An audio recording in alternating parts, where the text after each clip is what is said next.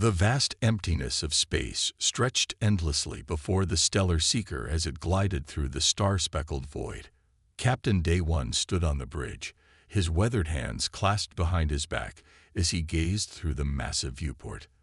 The ship's engines hummed softly, a constant reminder of their mission to explore the unexplored regions of the Carina Nebula.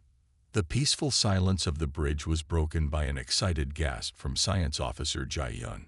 Her fingers flew across the holographic display as she double-checked the readings. "Captain, I'm detecting something unusual at coordinates 227 Mark IV.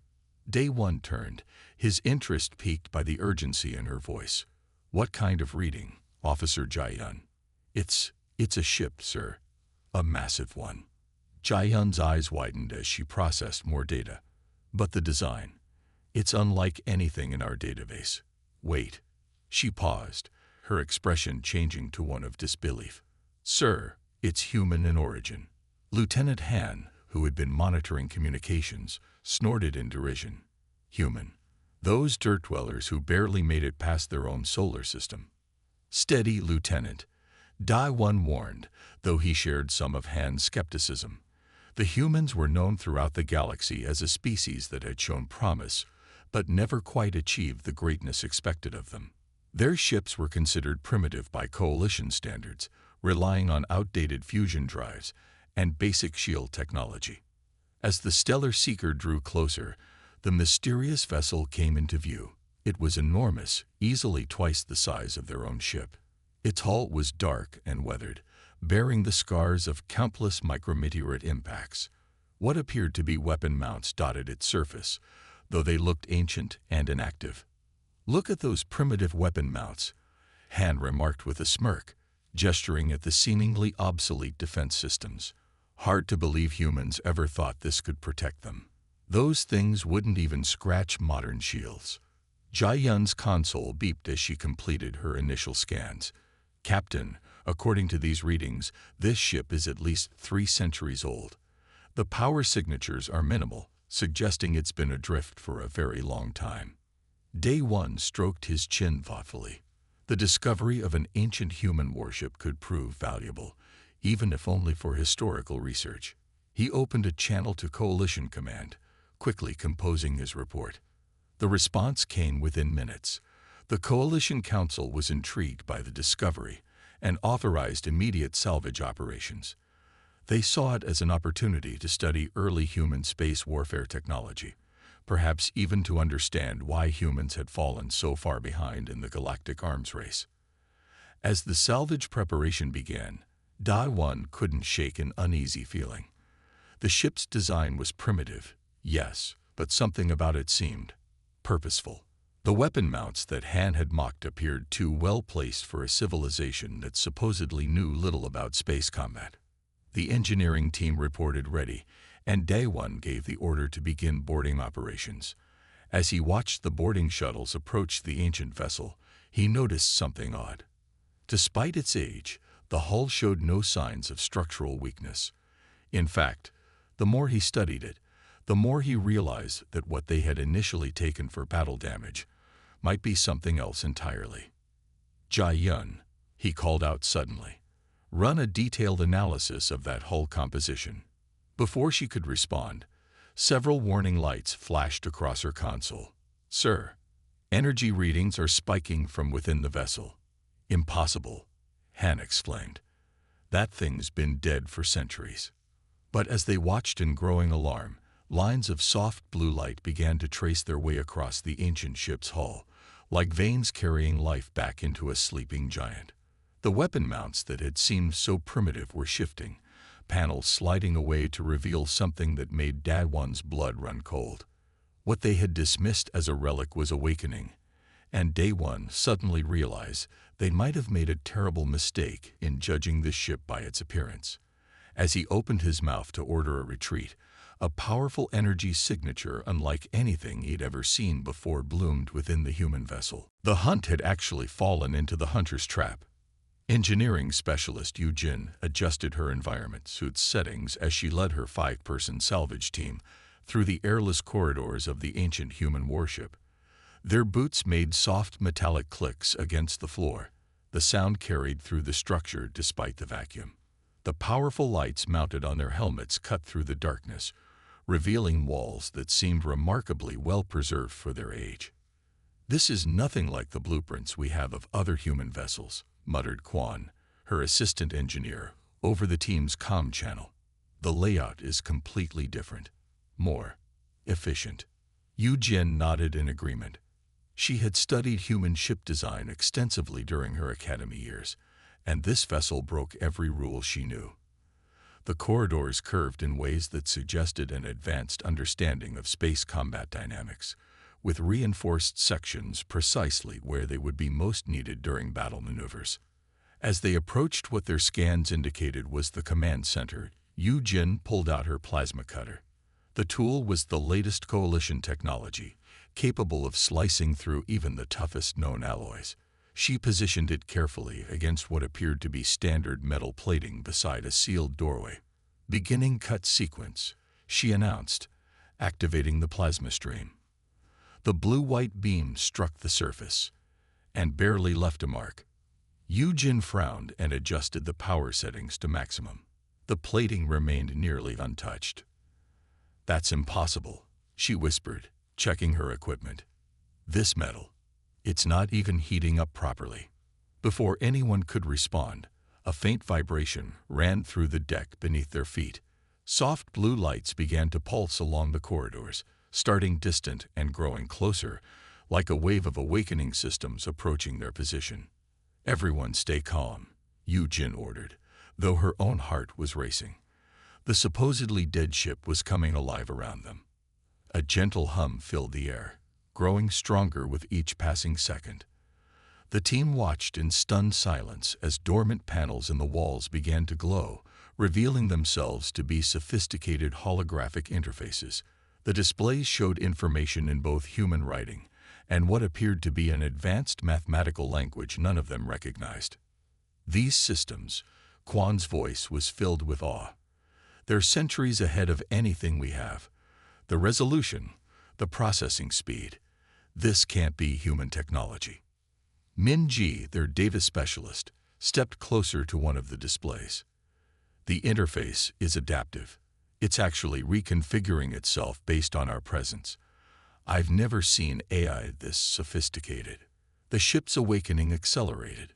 More systems activated with each passing moment, and Yu Jin noticed the air pressure in their suits' readings beginning to change. The vessel was recreating a livable atmosphere. "Emergency Protocol Alpha initiated," announced a calm, gender-neutral voice throughout the ship. The words came in perfect Coalition standard, though this ship predated first contact with their civilization. "Detecting unauthorized entry. Activating defense systems. Fall back," Yu Jin ordered, but as they turned to retreat, sealed doors smoothly slid shut behind them. The team was trapped in the corridor, surrounded by increasingly active systems. The holographic displays shifted, showing what appeared to be scanned results of their bodies, equipment, and ships.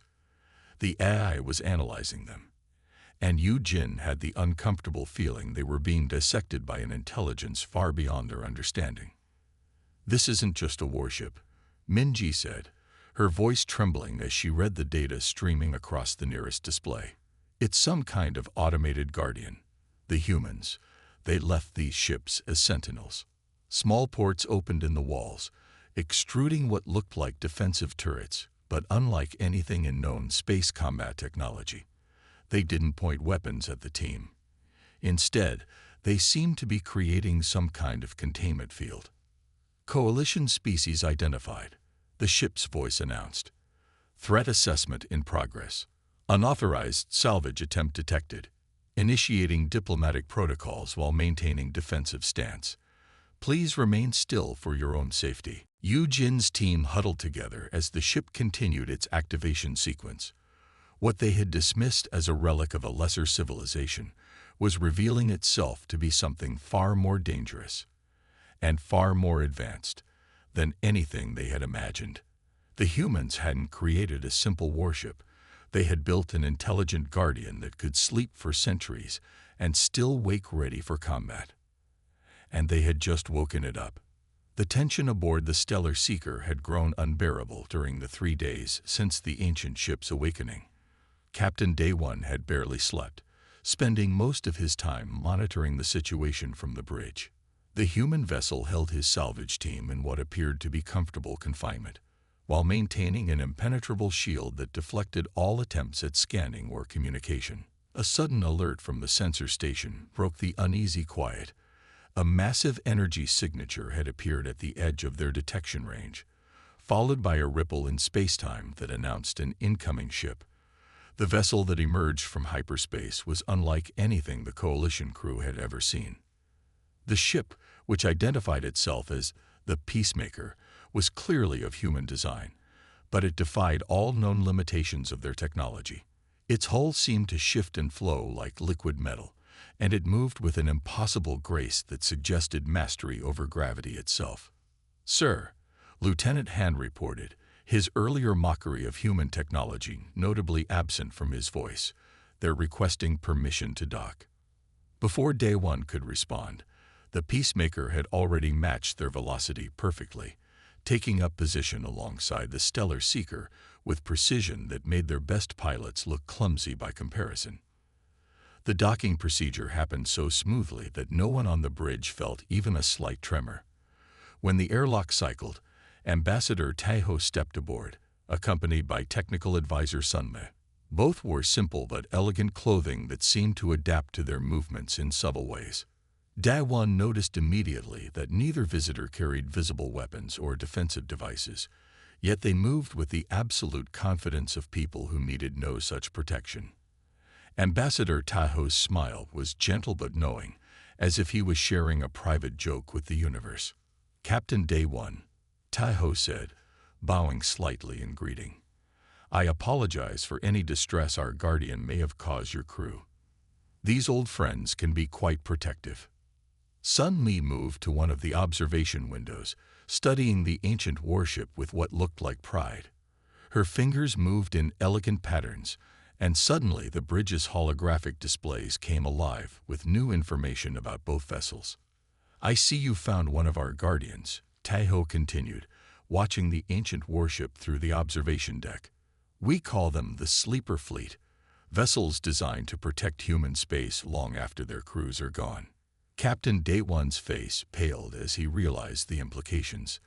The scattered, abandoned ships they'd been finding weren't signs of a failing civilization. They were carefully placed sentinels. "You mean all those derelict ships we've detected over the years? Each one precisely where it needs to be," Sunme confirmed, her voice carrying a hint of amusement. "Waiting, watching, protecting. This particular guardian has been monitoring this sector for 300 years, gathering intelligence and maintaining its vigil."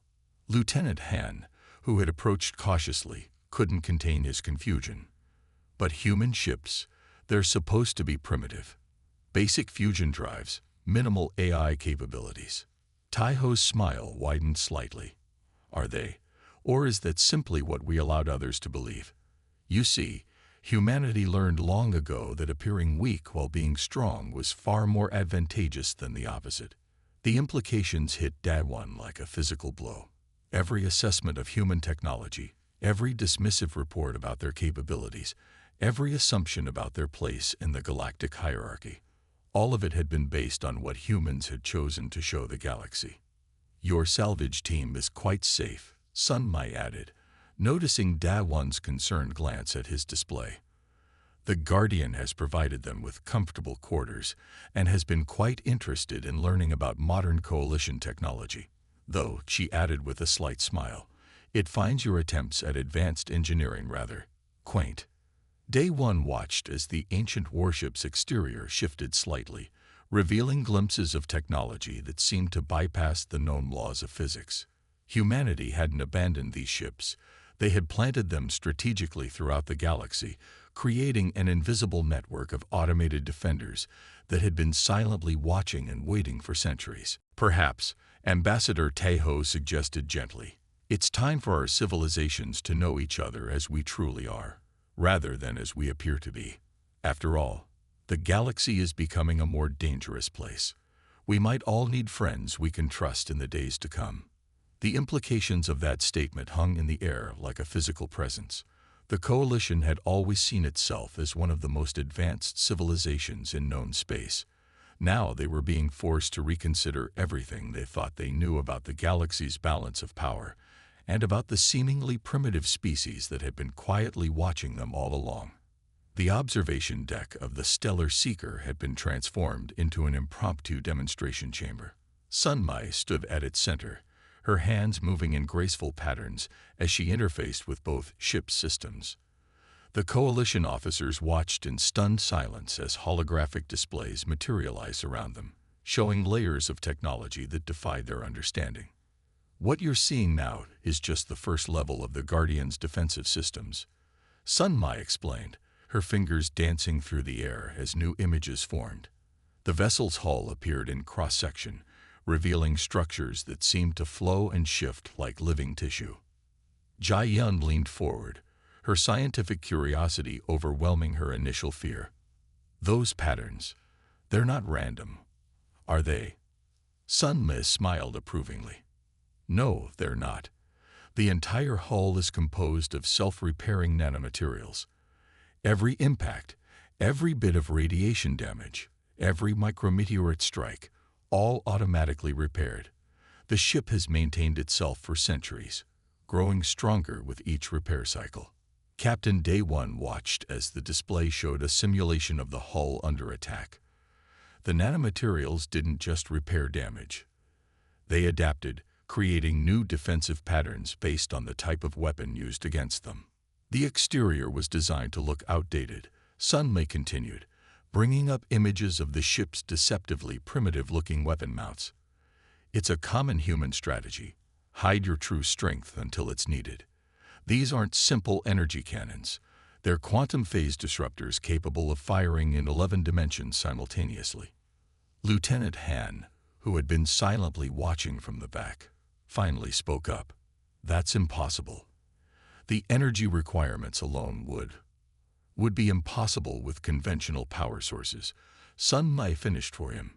Yes, that's why we don't use conventional power sources. She gestured, and a new hologram appeared, showing the ship's power core. It resembled a miniature galaxy, swirling with energies that made the observer's eyes hurt if they looked too long. Jai Yun gasped as she recognized the implications. You found a way to harness vacuum energy directly. Among other things, Sun Mi acknowledged. She expanded the display to show the ship's AI core. The artificial intelligence isn't just advanced, it's evolving.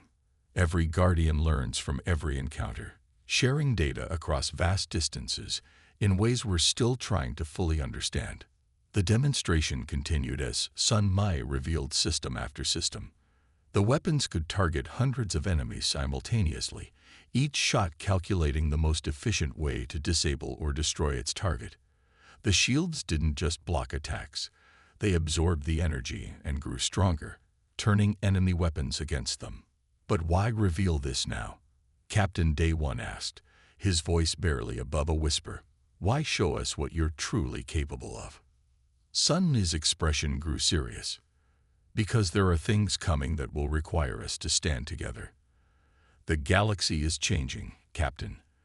There are threats emerging that neither humans nor the Coalition can face alone. She brought up a final display, showing a vast network of Guardian ships scattered throughout the galaxy.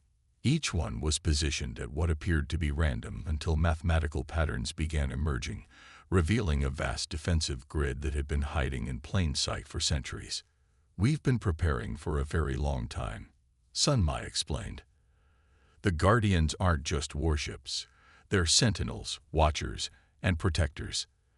They've been gathering data, monitoring threats, and standing ready to defend not just human space, but all civilized worlds. The holographic displays shifted to show the Guardian ship's interior systems, medical bays that could heal injuries deemed incurable by Coalition standards, manufacturing facilities that could produce technologies hundreds of years ahead of current capabilities, command and control systems that could coordinate fleet actions across entire galactic arms. Everything you thought you knew about human technology was carefully crafted misdirection, Sunmei concluded. We showed you what we wanted you to see. Outdated engines, basic weapons, simple shields, all while our true capabilities waited silently in the darkness between stars. The revelation left the Coalition officers in stunned silence. They had spent years, decades, looking down on human technology. Now they were faced with the reality that humans hadn't been struggling to catch up. They had been so far ahead that they could afford to hide their true strength. The sensor operator's urgent cry shattered the atmosphere of revelation on the Stellar Seeker's bridge. Multiple ships dropping out of hyperspace. Massive energy signatures detected. The void around them erupted with the arrival of 15 warships, their hulls bearing the scared and mismatched appearance typical of Outer Rim raiders. They emerged in a perfect sphere formation, cutting off all escape routes.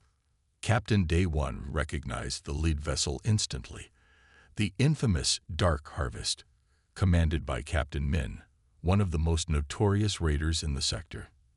The ship's hull bristled with stolen weapons from a dozen different civilizations, a testament to Min's successful career of piracy. Well, Min's gravelly voice crackled over the comm channel. What a fortunate discovery. A Coalition research vessel, a human diplomatic ship, and an ancient warship full of secrets. The black market will pay handsomely for this prize. The raider ships tightened their formation. Their weapons powered up, energy readings spiking across the Stellar Seeker's sensor displays. Lieutenant Hand's fingers flew across his console, calculating their odds. Sir, we're outnumbered 5-1. Their weapons are military grade, likely stolen from Coalition armories. Surrender the warship, Min demanded, his voice carrying the casual confidence of someone used to being obeyed. Its technology will fetch a high price on the black market. Comply, and we might let your crews survive in escape pods. Captain Day One turned to Ambassador Tahoe, expecting to see concern or fear. Instead, the human diplomat appeared almost amused. Even more surprisingly, Technical Advisor Sunmei was smiling as she studied the tactical display. I believe it's time to show them why we call these ships Guardians, Tahoe said quietly, nodding to Sunmei.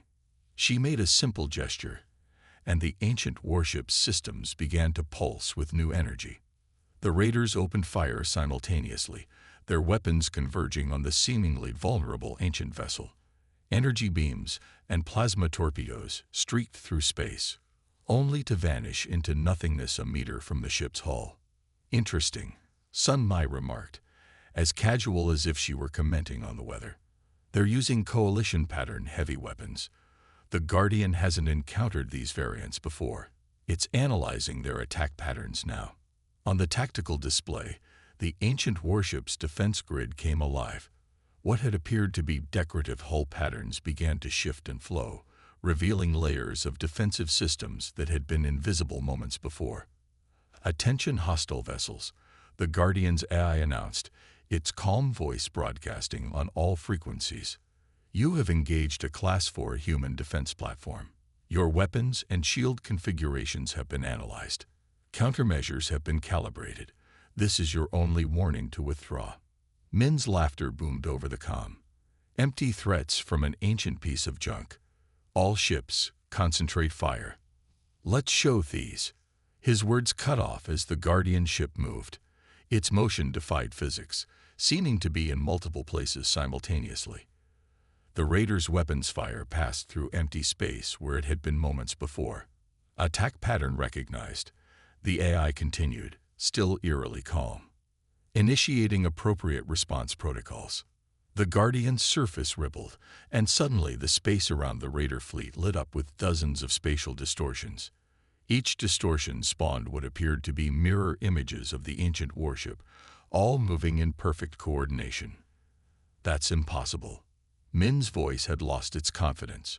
No ship can generate that many combat-capable holograms. Those aren't holograms, Sunmei explained to the stunned Coalition crew. The Guardian is creating localized time-space duplicates of itself. Each one is equally real, just existing in slightly different probability states. The duplicates moved in perfect synchronization, their weapons powering up with a harmony that was beautiful and terrifying to witness. The raiders' ships suddenly looked small and fragile in comparison. Final warning, the Guardian announced. Your technology level has been assessed. Non-lethal containment protocols are available. Choose wisely. The silence that followed was broken only by the hum of charging weapons and the rapid breathing of nervous crews. The raiders had come expecting easy prey, only to find themselves facing technology so advanced it bordered on magic. And in the observation deck of the Stellar Seeker, Captain Day One finally understood why humans had never worried about appearing weak. They had never been weak at all. They had simply been patient enough to wait for the right moment to reveal their true strength. The first shot from the Guardian ship came without warning. One moment, the ancient vessel hummed motionless in space.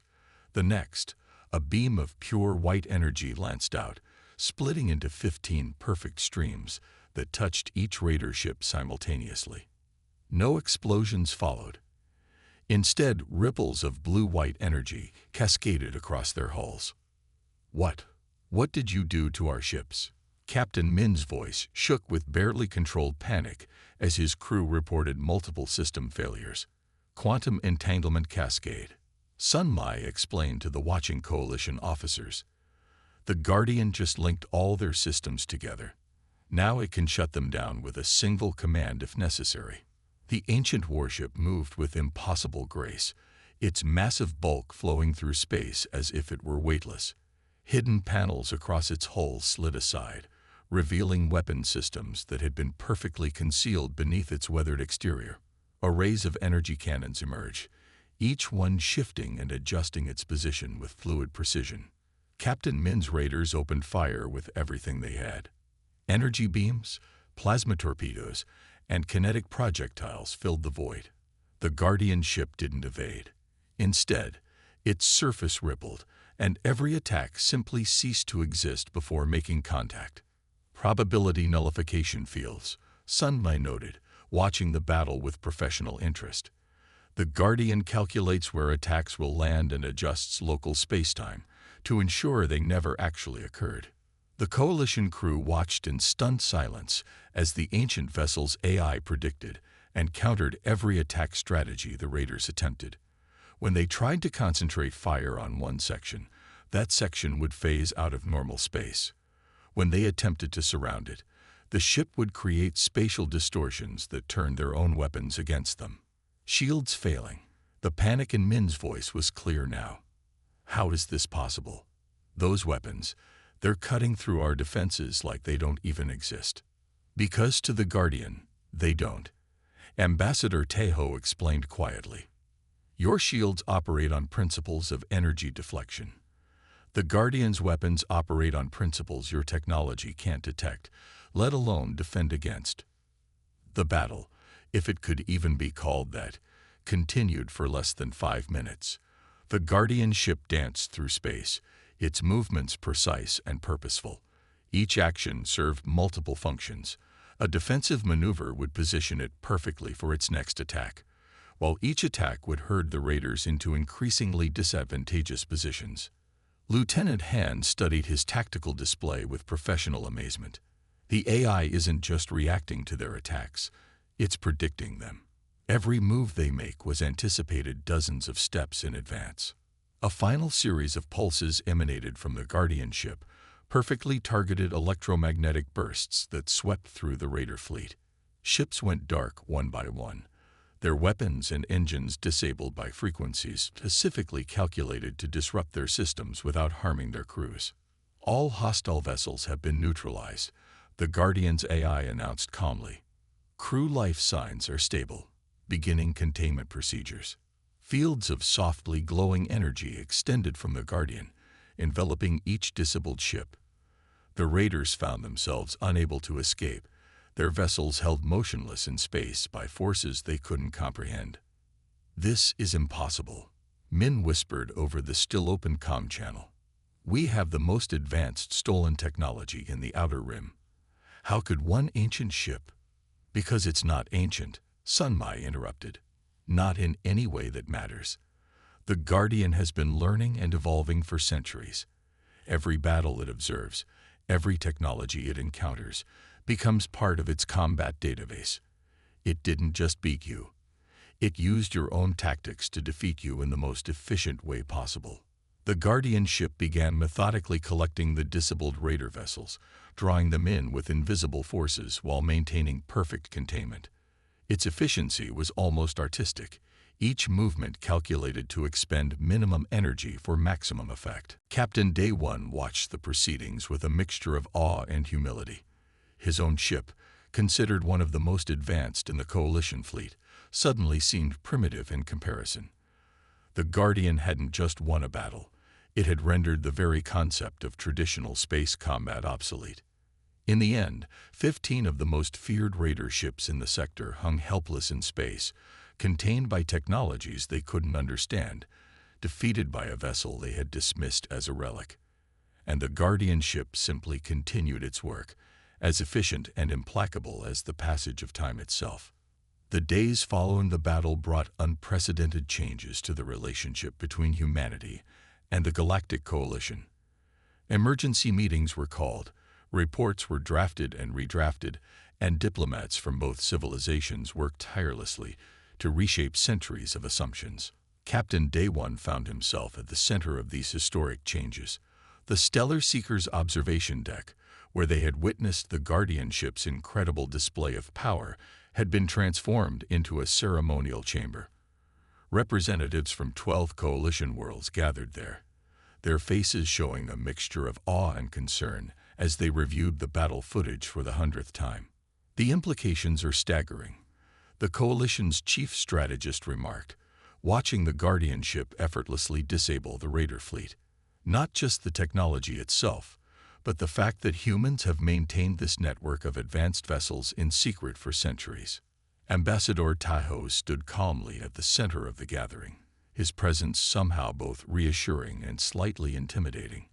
"We never intended to deceive," he explained.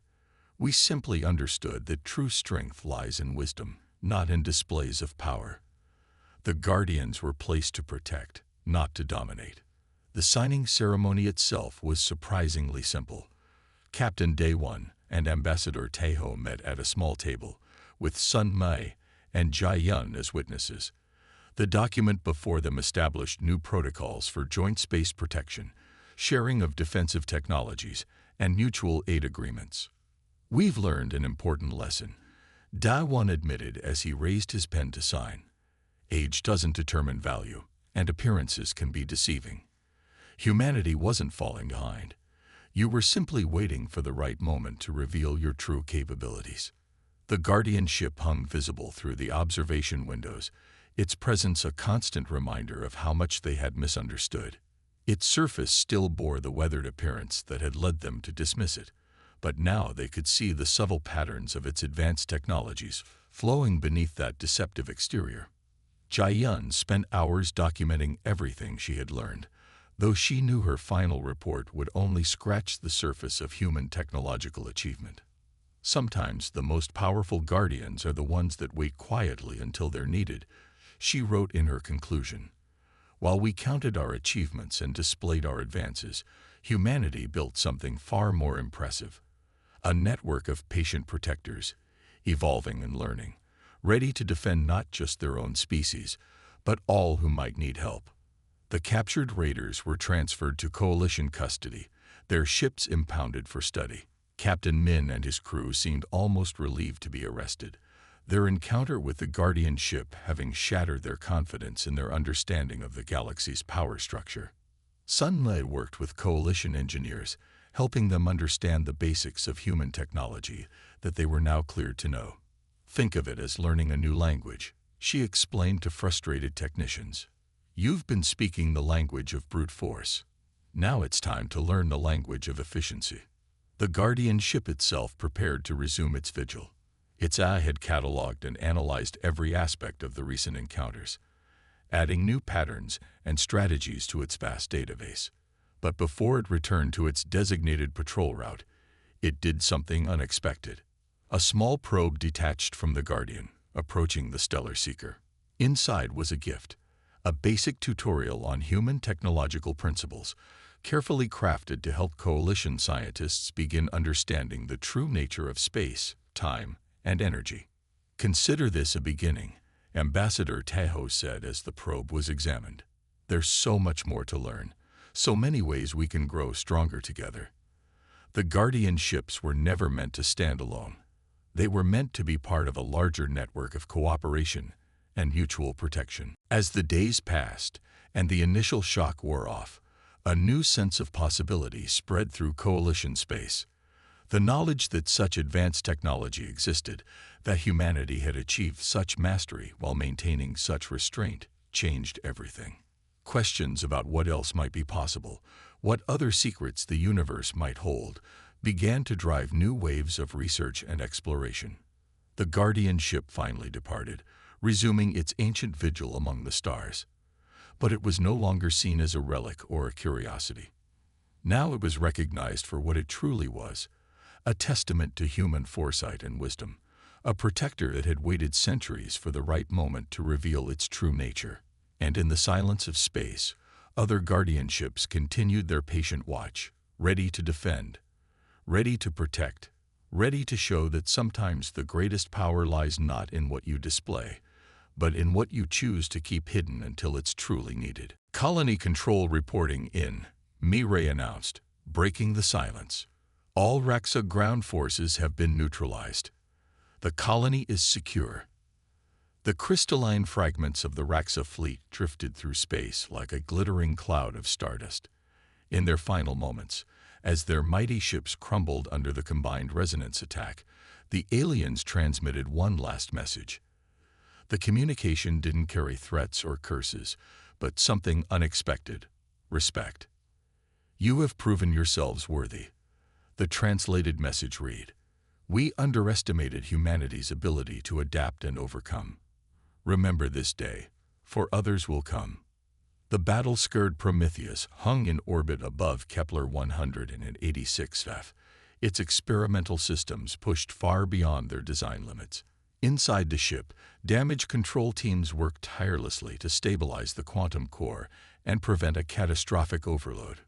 2 days later, Commander Jinwoo stood beside Colonial Defense Commander Tai Young in the colony's administrative center. Through the reinforced windows, they watched cleanup crews clearing crystalline debris from the streets. The wreckage of the Raxa ground forces sparkled under the red dwarf's light, a beautiful but sobering reminder of the battle's intensity. "The mining facilities will need extensive repairs," Tae-young reported, gesturing to a holographic display of the damage assessment. "But the neutronium deposits are secure. We've already begun adapting the sonic weapon modifications into permanent defense systems." Jinwoo nodded, his mind on the broader implications of their victory. "The Prometheus will need months in space dock. The quantum core is stable, but pushing it to those extremes damaged systems we didn't even know could be damaged. Still, we proved the concept works." Engineers from both ship and colony were already studying the recovered Raxa technology. The crystalline materials, while devastatingly vulnerable to specific frequencies, possessed properties that could revolutionize human engineering. Even in defeat, the aliens had unknowingly given humanity new tools for advancement. "We're receiving messages from other colonies," Mireille announced as she entered the room. "Word of our victory is spreading. Some are already requesting the specifications for the modified sonic weapons." The implications were clear. Humanity had announced its presence to the galaxy in spectacular fashion. The defeat of the Raxa fleet proved that humans could stand against advanced alien civilizations, even if victory came at a great cost. "High Command is already talking about building more ships like the Prometheus," Jinwoo said, studying a report on his datapad. "Our success here has pushed development schedules ahead by years. They're calling it the Prometheus class now." Outside, a team of colonists carefully loaded a particularly large piece of crystalline debris onto a transport. Research teams would study every fragment, learning what they could from the advanced alien technology. Human ingenuity had turned mining tools into weapons. Now they would turn the weapons of their enemies into tools for advancement. We should expect more visitors, Taeyang noted grimly.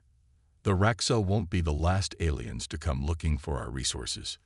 Jinwu agreed. The galaxy was vast, filled with civilizations both more and less advanced than humanity. Some would come as enemies, others as potential allies. The victory over the Raksa had proven that humanity deserved a place among the stars. Then we'll be ready, Jinwu replied, watching as the sun set over the colony. The Prometheus was just the beginning. Every ship we build after this will be better, stronger, combining what we've learned with what we already knew. The quantum core technology, the experimental weapons, the adaptive shields, all would be refined and improved. The next generation of ships would carry humanity's flag across the stars, ready to face whatever challenges awaited them. As night fell over the colony, lights began to come on in the buildings below. Life was returning to normal, but everyone knew things had changed forever. Humanity had faced its first true test among the stars and emerged victorious. The age of human expansion into the cosmos had truly begun, marked not by a peaceful first contact, but by a demonstration of humanity's greatest strengths: ingenuity, determination, and the ability to triumph against overwhelming odds. The stars above seemed brighter somehow, beckoning humanity toward its destiny among them. The Prometheus had shown the way forward, and now others would follow, carrying the hopes and dreams of Earth to distant worlds. The galaxy would never be the same, neither would humanity. End.